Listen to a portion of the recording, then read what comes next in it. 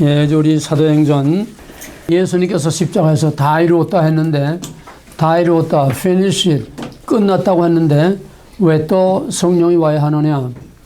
오순절 성령이 왜 와야 하느냐?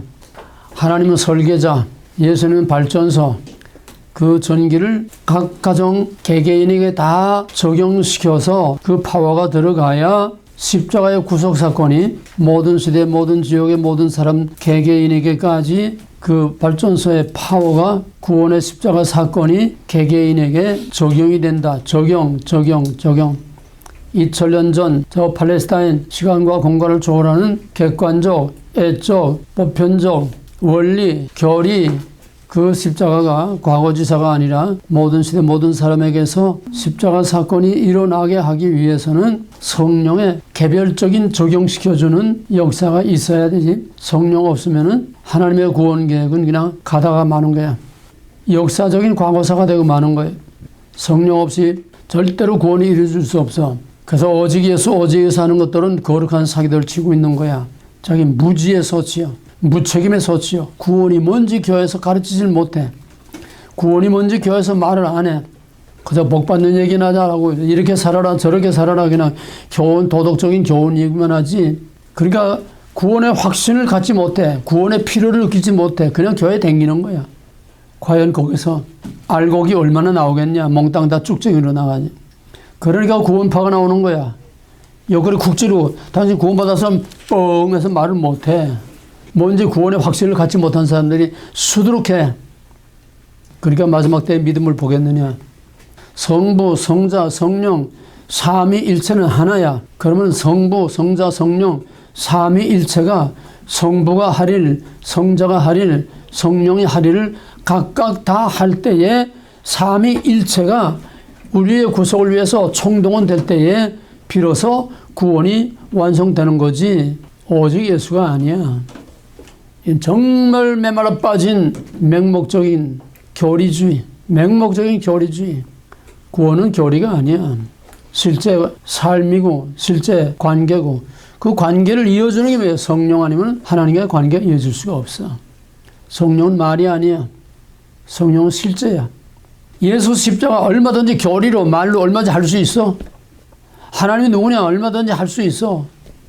적용시켜주는, 그래서 하나님과 우리를 매칭시켜주고 하나님과 우리를 탯줄처럼 생명과 생명으로 연결시켜주는 것은 성령 없이는 전부 객관화된 하나님, 객관화된 교리, 지식 그밖에 안 돼.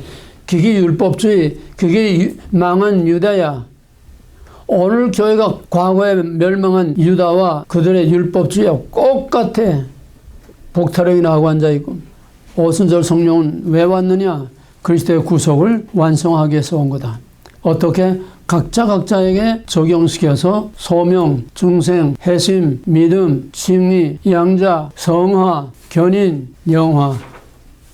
구원의 서정을 온전히 이루어서 구원을 완성하게 하기 위해서 성령이 오셔서 성령은 구원을 완성하는 마지막 마무리를 짓는 거야. 그러므로 성령 없이는 전부 다 빈 껍데기 가다가 말면 예수님 승천해서 다시 올 때까지는 100% 전적으로 성령이 일하시는 때인데 그 성령을 모르고 그 성령을 그냥 푸닥거리 하지 않으면 메마른 지식으로 끝나고 만다면은 거기서 구원 사건이 일어날 수 없어. 성령을 주신 목적은 우리가 모세 모압 땅에서 모압 언약 신명기 29장 4절에서 왜 너희 조상이 다 실패하고 너희 부모들 조상들이 다 어디 갔느냐? 왜 이렇게 없어졌느냐? 왜 이렇게 망했느냐? 왜 광야에 시작됐느냐? 깨닫는 마음을 하나님이 주지 않았어다. 그래서 옛 언약도 그래서 실패요. 그래서 새 언약이 필요하다는 거예요. 그 새 언약은 한 왕 또 못된 목자 대신에 선한 목자, 인간의 자기의 행위의 의 대신에 예수 그리스도를 통해서 나타나는 하나님의 의를 통해서 깨닫는 마음, 깨닫는 영 대신에 바로 성령으로 주셔서 깨달을 수 없는 것을 깨닫고 믿을 수 없는 걸 믿고 받아들일 수 없는 걸 받아들여서 구원에 이르게 하는 이게 옛 언약, 새 언약. 그 새 언약의 약속에 따라서 오순절 성령, 성자가 하실 일은 다 했어. finish, 끝났어. 나 할 일 다 했어. 발전소 다 졌어. 이제 황황 돌아가. 이제는 성령이 와서 이 전기를 각자 개개인에게 개별적으로 적용시켜주는 성령이 오셔야 되는 거다. 그래서 약속에 따라서 오순절 성령을 보내주신 겁니다. 성령이 오신 목적은 성경의 목적 그대로, 창조의 목적 그대로, 구속의 목적 그대로, 출애굽의 목적 그대로 하나님의 백성을 만들어서 구속, 하나님의 왕국을 이루는 거다. 씨와 땅의 언약. 성경은 전체가 다 종횡무진 다 똑같은 얘기야. 씨와 땅을 통해서 하나님의 왕국을 만드는 거다. 그래서 성령이 오심으로 구원을 완성해서 하나님의 백성, 성령이 오신 첫째 목적은 구속의 십자가의 구속을 개개인에게 적용시키는 십자가의 구속 사건을 계속하기 위해서. 십자가의 구속은 단회적 끝났어. 그걸 계속적으로 개별적으로 적용시키기 위한 것이 즉 구속, 하나님의 백성을 만들기 위해서 구속을 완성하려고 성령이 오신 것이다. 그 다음에 하나님 백성 만들면 뭘 해? 하나님 왕국을 이루어야지. 그 왕국의 그림자가 교회를 설립하기 위해서다. 또 순서가 좀 바뀌었지만은 가장 중요한 것은 우리의 구속을 위해서 삼위일체 하나님이 누군가를 확실히 계시하기 위해서. 공관복음에서는 예수가 누구냐, 요한복음에서는 그걸 다 종합해서 성부, 성자, 성령 삼위일체를 정립했지만은 요한복음에서는 성령에 대한 약속만 있었지 성령에 대한 설명이 없어, 실체가 없어. 그래서 사도행전에 들어와서 성령이 누구며, 성령이 뭐하며, 성령이 왜 필요하며, 성령에 대해서 구체적인 성령의 활동을 구체적으로 기록한 것이 바로 사도행전. 그래서 사도행전은 성령 행전이다. 성령이 사도들을 통해서 무슨 일을 왜 했느냐, 그걸 밝히는 그 실질적인 리얼한 성령의 활동이 바로 사도행전이라고 하는 것. 그 다음에 지난번에 중생과 성령의 차이. 중생은 천상적, 법정적, 성화는 성령 세례와 성화는 지상, 현재적, 체험적. 중생하던 거 가지고 구원받았다고 견인결의만 가지고서 별짓 다 해도 그냥 우린 다 구원받았다, 구원 취소 안 된다, 있다고 썩어빠진 잘못된 목사들이 오늘날 세상을 이렇게 만들고 교회를 이렇게 만든 거야. 애굽에서 유월절 언약의 피의 언약을 믿고 죽음을 넘어가서 홍해를 건너온 것이 구원이 아니야. 시작이야, 시작. 약속의 땅에 들어가야 구원이라는 거야. 성화의 과정을 거쳐서 완성돼야 그게 구원이라는 거야. 그래서 광야의 불기둥과 구름기둥과 함께한 것 같이 성령으로 함께 해야만 우리는 구속의 날까지 성령의 보증을 받고 성령의 도우심을 받아서 약속의 땅에 들어갈 수 있는 거야. 이게 우리의 구원의 기본 똘인데, 김세현 교수 한국에 나와서 그 말을 했다고 난리 들으려고, 우리는 이미 다 구원받았다, 한 번 받은 구원 취소 안 된다. 이 지금 어이없는 일이 벌어지고 있어. 또 성령 받았다고 하는 거는 또 푸닥거리더니 하고 앉아고 신사도 운동. 극과 극으로 가고 있어. 극과 극으로. 성령 아닌 거는 또 말씀 거룩 하면서 빈 껍데기 교리들만 붙들고 앉아있고, 아니면은 성령 하면서 푸닥거리나 하고 앉아있고, 그것도 아니면 아야 성령도 뭐도 없고 그냥 그저 행위, 윤리신학, 도덕, 지상 낙원을 만든다고 하는 뉴에이지, 사회구원. 어디에도 하나님의 임재 통치가 없고, 어디에도 하나님과 개인과의 관계가 없고, 어디에서도 하나님 볼 수가 없고, 전부 다 빈 껍데기들, 가짜들만 난무하는 오늘날 종말이야. 과연 오늘 이 시대의 교회에서 알곡을 얼마나 걷어내겠느냐? 정말 답답하고 한심한 일이야. 마지막 믿음을 보겠느냐? 다니엘 12장에서 성도의 권세가 파괴되기까지, 진짜 성도를 찾아볼 수 없을 때까지 가겠다는 거야. 사탄이 하나님 백성 공격해서 하나님 왕국을 서지 못하게 하는 거는 두 가지. 뭐라고 그랬어? 혼합, 육체적인 물리적 공격과 혼합. 지금은 둘 다야. 물리적 공격은 과거 공산권 제국주의 시대 일단은 지나갔고, 캐더릭 시대 일단은 지나갔지만은 지금은 온 세계가 다 평화로운 시대. 평화로운 시대는 썩는 거야. 뜨뜻미지근하게 다 썩는 거야. 환란이 있어야 거기서 죽을 자는 죽고 살 자는 팍팍 살아나는 거야. 우리 크리스천의 신앙, 기독의 진짜 신앙의 보약 중에 보약은 환란과 고난이야. 거기서 진짜가 나와. 가짜는 도태돼. 그러니까 환란은 불가피한 필요악이야. 이 평화의 때가 지나가면은 마지막 타작마당에 환난과 고난의 때가 와 엄청난 역사 이래 있은 적도 없고 앞으로도 없는 전무후무한 엄청난 환난이 와. 거기서 마지막 알고가 죽정이를 가르는 거야. 그러기 위해서 우리는 거기에 대비를 해야 돼. 말씀과 성령으로 충만해서 오히려 죽음을 짓밟고 넘어갈 수 있는, 바다 위로 걸어가듯이 죽음 위를 당당하게 걸어갈 수 있는 그런 담대한 믿음을 가져야 오직 의인은 믿음으로 살리라.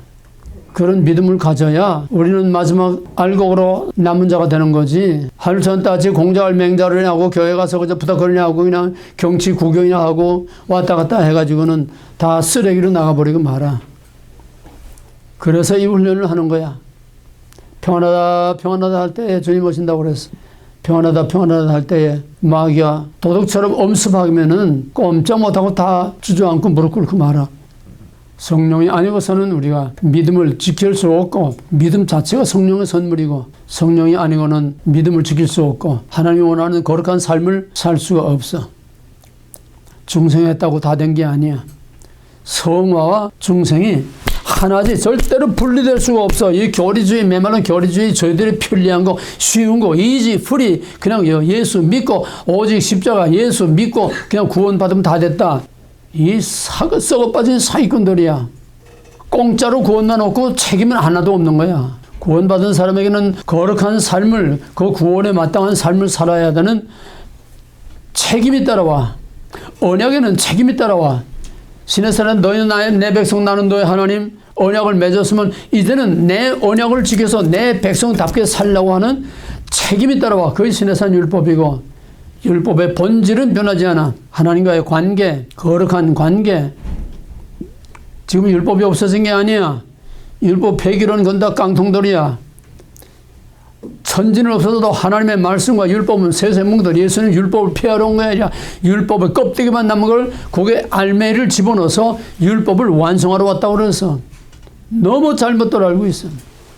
개뿔도 모르면서 율법 하면 그냥 부정적인 생각, 배타적인 생각, 꼴통, 보수 꼴통. 그럼 구약을 다 떼버리지. 왜 구약은 왜 무거운 걸 들고 다녀? 천지는 없어지겠으나 말은 영원히 없어지지 아니하리라. 그 말씀이 뭐야? 신약뿐이야? 신약만 말씀이야? 구약은 말씀 아니야? 목사들이 구약이 뭔지 모르고 너무 무시하니까 오직 예수 하나 신약만 가지고 하니까 이런 깡통 신자가 되고 교회는 빈 깡통, 거대한 썩은 냄새나는 무덤 같은 교회가 돼버리고 마는 거야. 중생과 성화는 분리시킬 수 없어. 중생을 위해서는 성자, 십자가, 성화를 위해서는 성령. 중생은 천상적, 법정적, 교리적, 이론적, 객관적, 성화는 지상적, 현세적, 현실적, 체험적, 리얼한 실제 삶이야. 이게 하나가 될 때에 구원이 완전히 이루어지는 거야. 아무리 말해도 부족한 것이 중생과 성화의 문제인데 이걸 절대로 중생과 성화 이걸 따로 말하는 자체가, 내가 따로 말하는 자체가 이게 잘못된 거야. 근데 너무 이걸 이분법적으로 생각하고 있기 때문에 자꾸 중생성화 하지. 바울은 중생성화 따로 나누어 생각한 적이 없어. 칼빈도 그렇고. 바울이나 칼빈은 중생하면은 성화까지 포함해서 약속의 땅에 들어간 거를 중생이라고 말하고 그걸 구원이라고 말해. 어쩌다가 이렇게 되는지 난 도대체 알 수가 없어. 율법주의 같이 메마른 교리주의가 이렇게 만들어버린 거야. 안이한 교리주의. 그 다음에 중생과 성령 세례가 동시적이냐 또는 시차가 있느냐. 여기서 또 갈라지는 거야. 알곡과 죽죄, 양과 염소에 갈라지는 거야.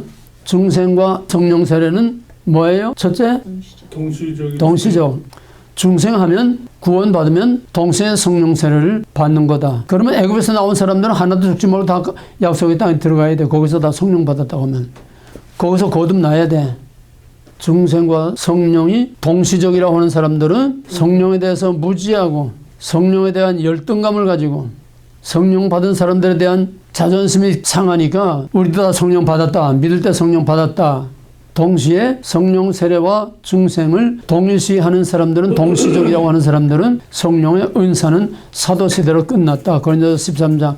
온전한 것이 올 때는 예언도 폐하고 방언도 폐하고 은사와 모든 성령 활동이 끝났다. 그러면 지금 누가 구원해?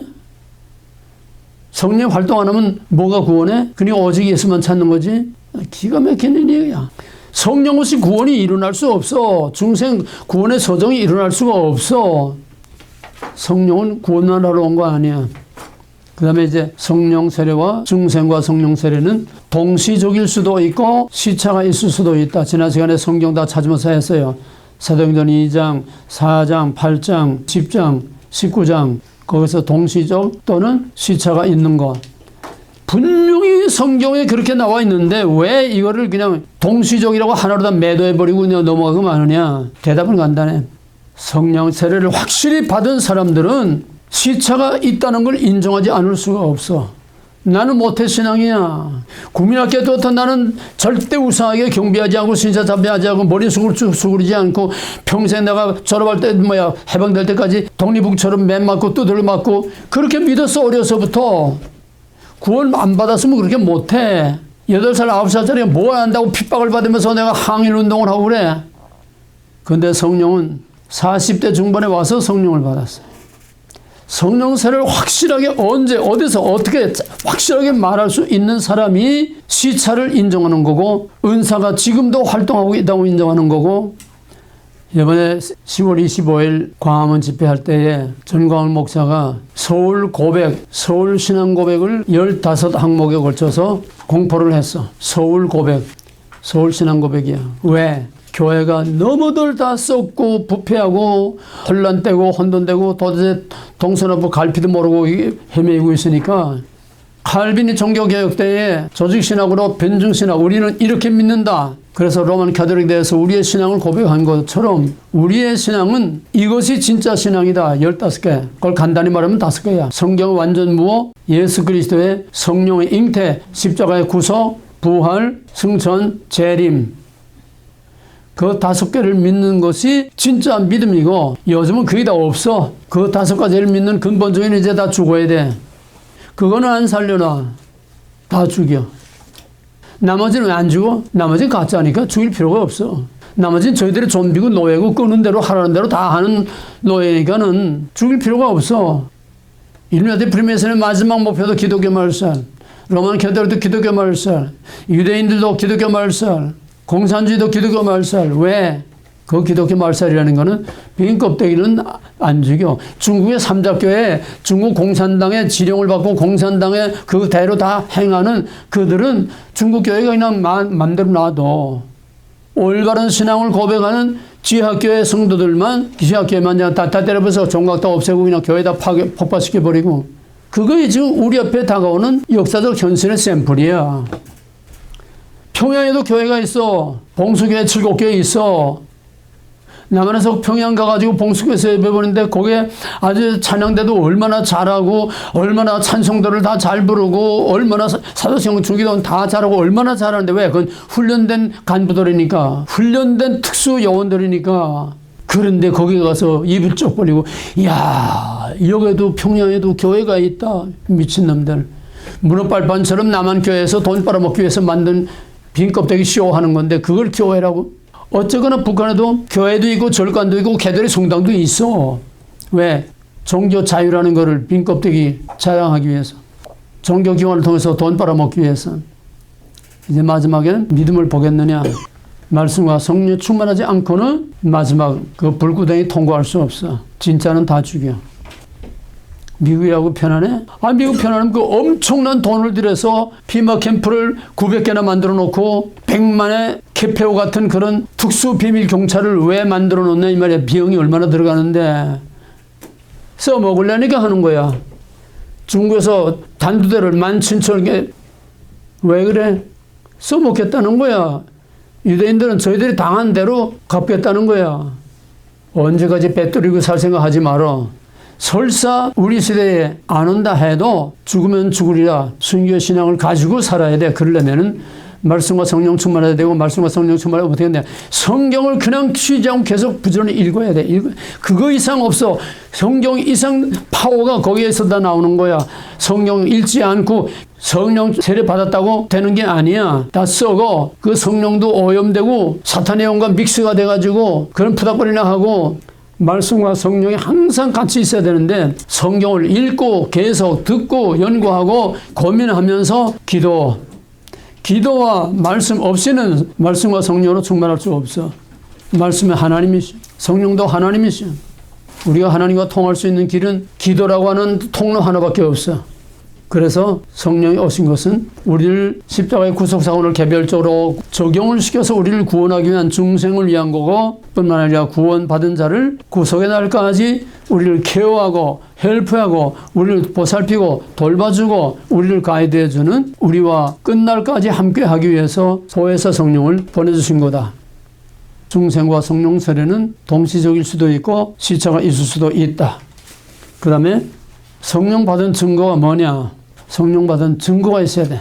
성령을 받으면은 반드시 은사가 따라와. 우리가 남의 집에 가면은 뭔가 꼭 하나 들고 가지. 아무거나도 뭐 새우깡이더니 뭐더니 하나 들고 가지. 남의 집에 그냥 들어가는 경우가 거의 없어. 우리 한국 사람은 특히.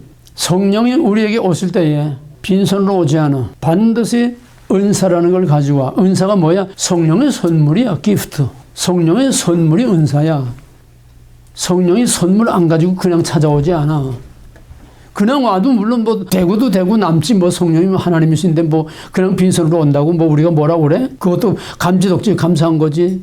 그러나 성령이 왜 은사를 가지고 오느냐? 성령이 오시는 목적은 첫째는 십자가 구속 사건을 우리가 적용시켜서 우리를 구원해서 하나님의 백성 만들기 위한 거. 구속의 완성. 두 번째는 땅끝까지 복음을 전하기 위한 중생과 성화를 위한 거. 그 다음에는 땅끝까지 복음을 전하기 위한 선교를 하기 위해서. 그래서 사도행전 1장 8절 오직 성령이 너에게 있으면 그 전에 너희는 아버지께서 약속하신 것을 받기까지 예루살렘을 떠나지 말고 거기에 머물러 있으라. 열흘 동안 마가다락방에서 전혀 기도에 힘쓰고 있을 때에 오순절 예수님 십자가에 못 박혀 죽으신 6월절 그날부터 50일째 되는 오순절에 마가의 다락방에 성령의 오순절 성령이 급하고 강한 바람같이 불의 효같이 갈라지는 그런 모습으로 오순절 성령이 거기에 임한 것입니다. 이렇게 해서 성령이 오심으로 중생과 성화를 이룰 뿐만 아니라 땅끝까지 복음을 전하게 하기 위한 그것이 성령이 오신 목적이다. 그러므로 성령 세례를 받은 사람들은 반드시 뭔가 은사를 성령이 임했다고 하는 증거, 은사가 반드시 나타난다고 하는 것. 그럼 여기서 잠깐 멈춰놓고 그러면은 지난번에 다 한 거야. 성령 세례 못 받으면은 구원을 못 받은 거냐? 오순절 순복음에서는 방언 못 받은 거는 성령 못 받은 거고 성령 못 받은 거는 구원 못 받은 거다. 이게 오순절 교리입니다. 그러면 솔직히 까놓고 얘기해서 지금 순복음 빼놓고 일반적인 모든 교회들에서 한 교회에서 방언하는 사람이 몇 사람이나 해서 요즘은 더더구나 방언하는 사람이 가물에 콩나다 어쩌다가 하나 있을까 말까야. 나머지는 다 그러면 구원을 못 받은 거야? 방언이 성령의 은사이고 성령 받은 증거들 중에 하나이기는 하지만은 방언을 받아야 구원받는 것도 아니고 성령 받아야 구원받는 것도 아니고 성령의 세례를 받아야만 구원받는 건 아니야. 성령은 우리 안에서도 역사하시고 역사라는 건 워킹, 일하는 거야. 일하는 거야. 워킹. 성령은 우리 안에 들어와서 우리를 통해서도 또 우리 안에서도 활동하시고 우리 안에 내주하지 않고 들어오지 않고도 성령은 얼마든지 사람들의 마음을 움직이고 감동을 시켜서 얼마든지 사람들 하여금 깨닫게 하고 움직여서 구원에 이르게 하는 거야. 성령 받아야 구원받는 건 아니야. 그럼 성령 안 받아도 구원받는데 뭐 그렇게 성령 받으라고 해서 뭐 있냐. 신앙의 퀄리티가 다르다고 했어요. 이민 1세와 이민 2세 같아. 이민 1세는 암만 영어 잘해도 미국의 문화와 미국의 그 생리와 미국의 모든 매너에 이게 의식화가 되지 못해. 껍데기로 말만 하고 그냥 사는 거야. 힘든 겁니다. 많은 이건 훈련을 받지 않고는 오랜 동안 정말 확실한 그런 사람 밑에서 많은 사역을 통해서 많은 경험을 통해서 훈련하지 않고는 영분별이라는 것은 점처럼 어려운 거예요. 영분별과 예언은 같은 건 아니지만은 같이 역사하고 다릅니다. 근데 저번에 얘기한 거 전광훈 목사 얘기했나? 그리고 한옥산에 가서 이천성 목사한테 이놈 봐라. 이놈아 이리 와봐. 너 하나님이 대한민국을 내 손에 맡긴단다. 이 영을 보는 거야. 그 사람이 하는 게 아니야. 보이는 거야. 요한복음 1장 보게 되면 성령이 그 위에 임하시는 걸 보거든 그에게 세례를 주라. 예수님이 세례 받으러 올 때 세례 요한은 아무것도 몰라. 세례 요한은 오순절 성령 받은 것도 아니야. 성령이 그에게 임하시는 걸 보면은 그가 바로 기다리는 메시아니까 그에게 세례를 주라. 예수님이 나오니까 성령이 그에게 임하는 걸 세례 요한이 봤어. 영을 분별하는 거야. 말세에 제일 어렵고 제일 최고의 필요한 은사는 영을 분별하는 거야. 그렇게 신비한 은사로 분별하려고 하지 마라. 영을 분별하는 거는 리얼한 현실이야. 실제야. 지금 여기서 훈련하는 거 번질과 형태 이거보다 더 큰 분별은 없어. 물론 실제 사역에서 사람들을 바른 길로 인도하기 위해서 하나님은 예언의 은사를 또 영분별하는 은사를 통해서 개개인 생활지도, 인생지도, 신앙지도를 하는 경우가 얼마든지 많이 있어. 그렇지만 지금은 그런 것도 다 지나가고 아주 해괴망측한 신사도운동 예언한다고 하는 거. 그 따봉터리 같은 예언, 신사도운동 그 푸다꼬리 같은 그런 영분별 그게 아니야. 이야말로 정말 신학적인 바탕과 탄탄한 신학의 뼈대와 그릇과 훈련이 되어 있는데 성령이 역사할 때에 말씀과 성령이 함께 역사할 때에 올바로 알 수 있는 거지. 말씀하면서 영을 모르게 되면 이것도 말씀하는 교리주의로 가버리고 말아. 또 성령 하면서 하는 것들은 신사도운동 같이 말씀의 기초와 뼈대와 프레임이 없으니까 그냥 번쩍번쩍 하는 거 가지고 신사도운동에서 뭐 예언한다고 떠들고. 제일 중요한 게 영분별 은사입니다. 그 다음에는 이제 방언, 통변, 예언. 이걸 이제 나누면은 특히 고린도서 12장의 은사들은 9가지로 나와 있는데 이 9가지는 하나의 대표적인 샘플로 주로 고린도 교회에서 많이 나타나는 건데 이 9가지 은사는 우리들의 인격을 따라서 구별이 돼요. 그러니까 성령의 은사라는 것은 내게 임하신 성령이 내 기관을 통해서 활동할 때 나타나는 거라고 그래서 그럼 내게 임하신 성령이 내 입을 통해서 나타나면 뭐야? 예언, 방언, 통변. 내 입을 통해서 나타나는 거야. 내 입을 통해서 일하는 거야, 성령이. 또 성령이 내 손과 발을 통해서 성령이 나타나는 건 뭐야? 그거는 내 행동을 통해서 나타나는 거야. 능력 행하는 거, 또 믿음의 은사, 병 고치는 은사, 이런 것들은 내 행동을 통해서 나타나는 거야. 내 의지, 행동, 그 다음에 지혜의 말씀, 지식의 말씀, 영들 분별하는 거. 이거는 지적인 은사야. 내 지적인 기능을 통해서 내 머리와 영을 통해서 역사하는 거야. 그러니까 지정의, 인간의 인격에 따라서 지정의로 이렇게 나눠진 게 은사도. 이제 어부들 고기 잡는 거 보면은 새우 잡는 사람들은 얇은 그 그물, 새우가 걸려야 되니까 얇은 그물 가지고 이제 새우들끼리 몰려 있는 데를 찾아서 새우만 잡아. 약간의 잡곡도 섞이긴 하지만 주로 새우만 잡아. 고등어는 고등어들끼리 때로 몰려댕겨. 다 고기도 자기 무리들끼리 몰려댕기는 것처럼 새도 새끼리 몰려댕기지 않아? 같은 새들끼리. 까마귀는 까마귀대로 몰려댕기고 비둘기는 비둘기끼리 몰려댕기고 은사도 몰려댕겨. 비슷한 류의 그 은사들끼리 몰려댕겨. 그러면은 60년대쯤 한참 강하게 역사할 때는 입으로 나오는 입으로 나오는 건 정적인 게야. 지정의. 입으로 나오는 건 예언, 방언, 통역, 정적인 은사야. 사람이 법보다 주먹이 가깝다 그러잖아. 감정이 앞서.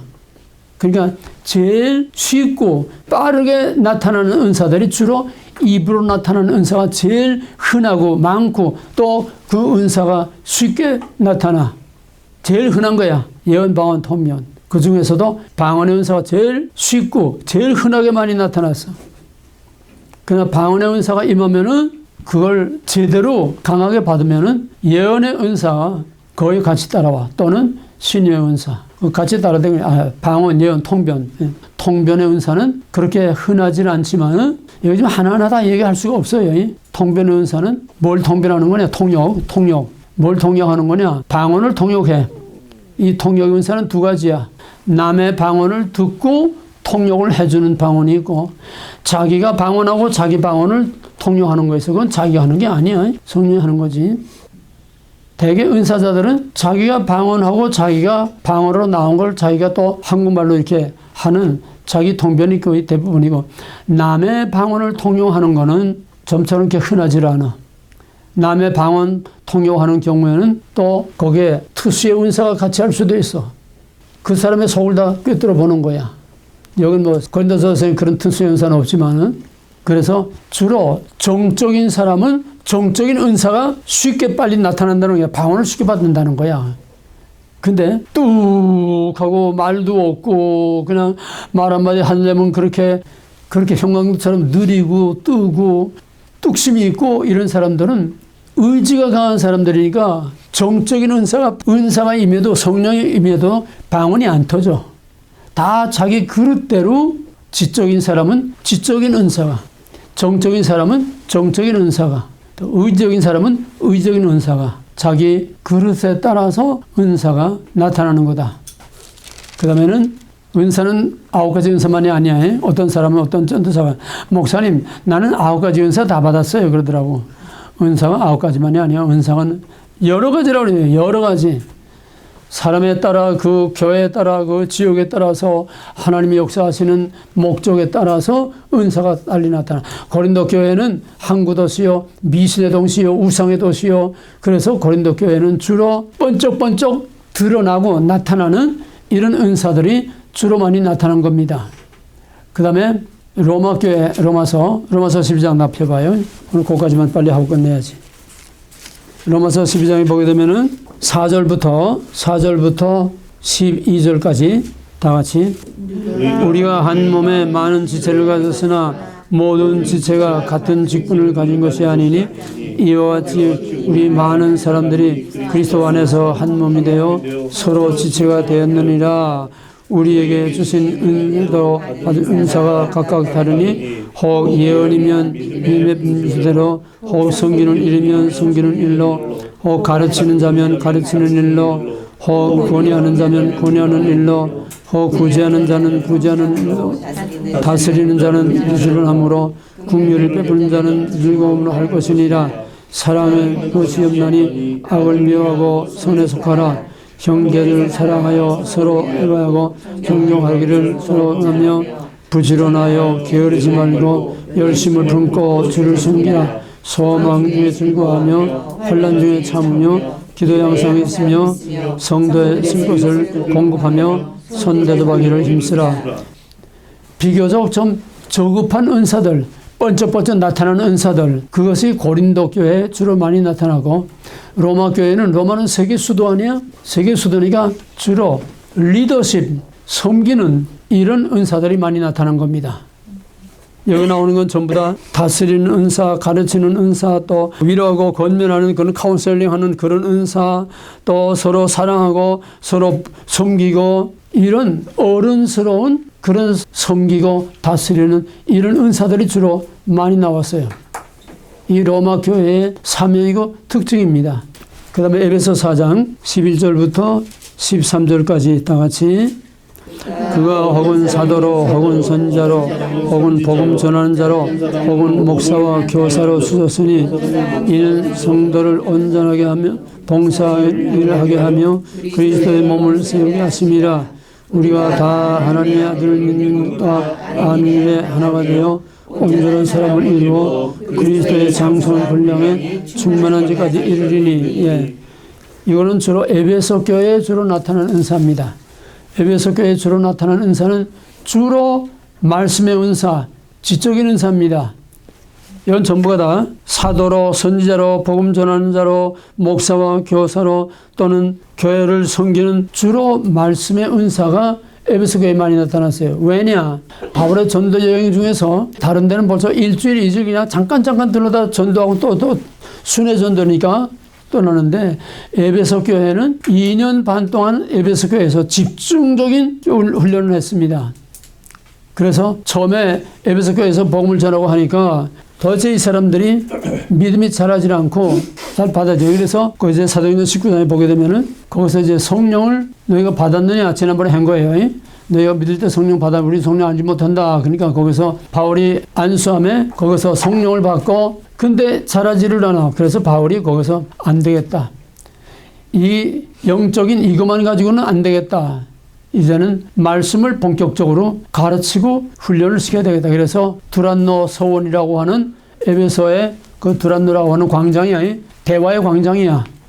그 광장 이름을 따서 에베소 교회에서 거기에서 두란노에서 2년 반 동안을 성경 오픈 강좌를 한 거야. 토론하면서. 그러니까 에베소 교회는 바울이 세운 어떤 교회보다도 집중적으로 2년 반 동안 말씀의 훈련을 받았어.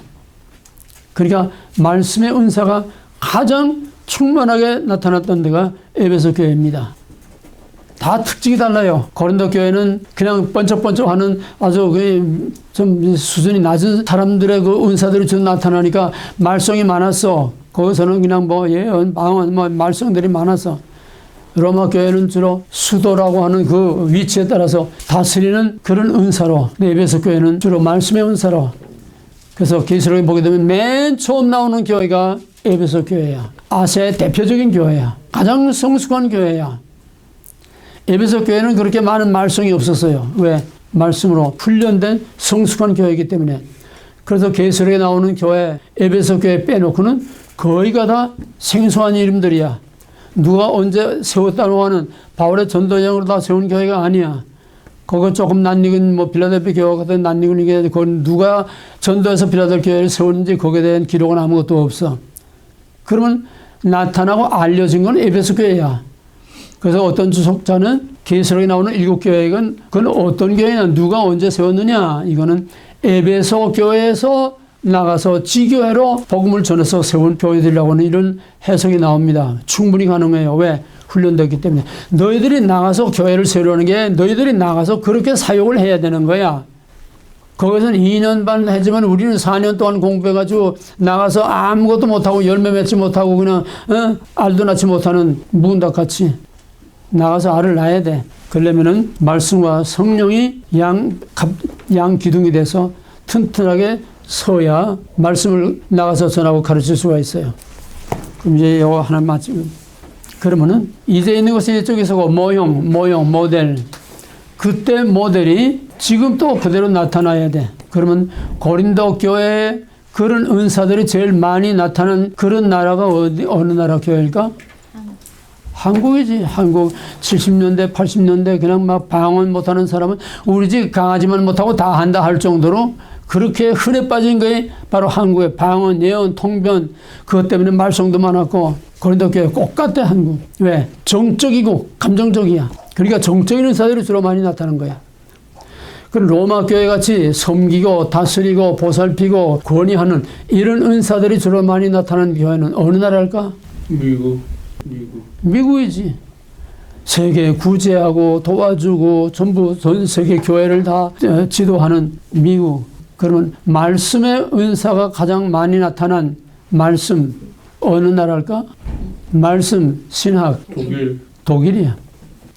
근데 독일이 모든 신학 체계를 세우는 가장 중심 역할을 하고 제일 큰 공헌을 한 것이 독일인데 여기서 나사가 넘어버리니까 아주 해괴망측한 인본주의 신학이 바로 독일에서 나왔어.